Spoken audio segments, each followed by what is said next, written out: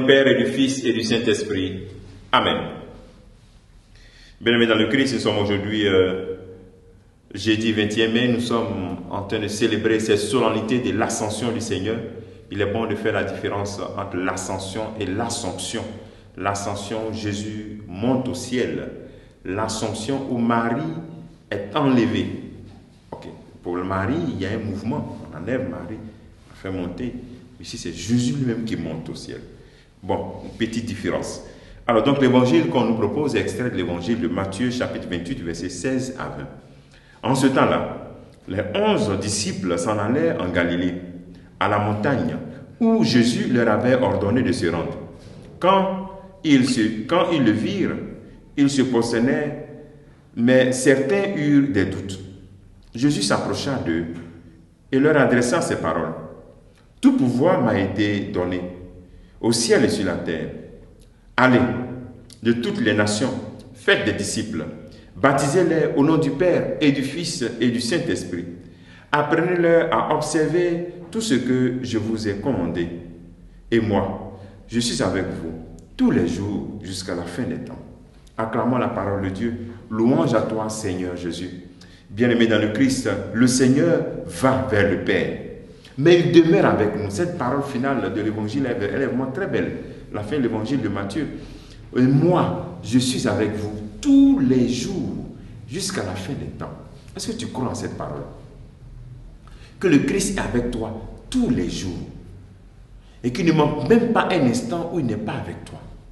Dans ta souffrance, dans ta maladie, dans ton doute. Est-ce que tu crois que Jésus est avec toi tous les jours? Ici, Jésus monte vers le ciel, il monte vers le Père. Mais en même temps, il intensifie sa manière d'être avec nous. Il va nous emmener 10 jours après le Saint-Esprit. Mais il est là, il nous promet que même si on ne le voit pas physiquement, mais sa manière d'être a changé, sa manière d'être avec nous a changé. Surtout pour les apôtres qui avaient eu la chance de le voir physiquement. Et deuxième signe que le Seigneur nous donne, c'est la Galilée. C'est sur une montagne en Galilée. Nous rappelons-nous que la mission de Christ a commencé à Galilée. Matthieu chapitre 4, verset 12, où il appelle ses apôtres. C'est là-bas aussi qu'une nouvelle alliance s'établit. Et Jésus qui monte sur la montagne pour nous rappeler l'alliance du Sinaï. Ici, avec l'ascension, il y a une nouvelle alliance qui s'établit, une nouvelle forme de présence du Christ. La montagne symbole de cette alliance. Aujourd'hui est une occasion pour renouveler ton alliance avec le Seigneur. Tes promesses que tu as faites au Seigneur le jour de ton baptême, ta première communion, le jour de ton mariage. Renouvelle cette alliance-là. Le Seigneur, pour terminer, donne des recommandations. Il dit, allez, ne restez pas. Un chrétien est toujours en mouvement. Un chrétien cherche toujours à rencontrer quelqu'un pour parler de Jésus. Un chrétien est en mouvement, il n'est pas assis. Allez. Et ensuite, faites des disciples.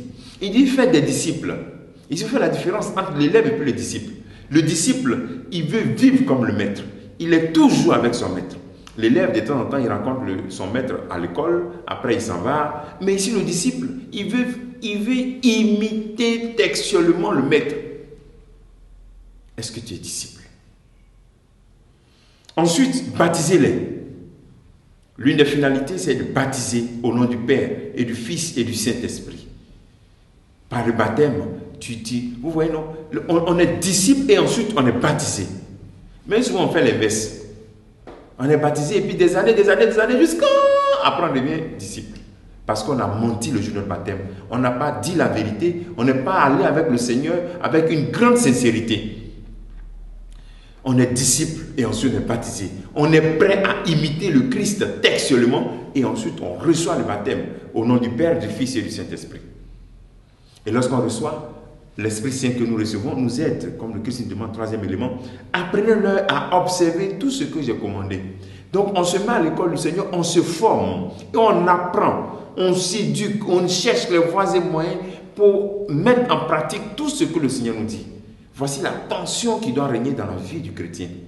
Faire chercher les voies et moyens, malgré nos fragilités, sortir des fragilités pour dire oui, c'est possible. Et moi, je suis avec vous tous les jours jusqu'à la fin des temps. Que le Seigneur soit toujours avec vous. Qu'il vous donne de croire qu'il est toujours avec vous. Qu'il vous donne de ne jamais douter un instant qu'il est absent de votre souffrance, absent de votre situation difficile. Que le Seigneur te bénisse, qu'il nous bénisse tous en ce jour, au nom du Père et du Fils et du Saint-Esprit. Amen.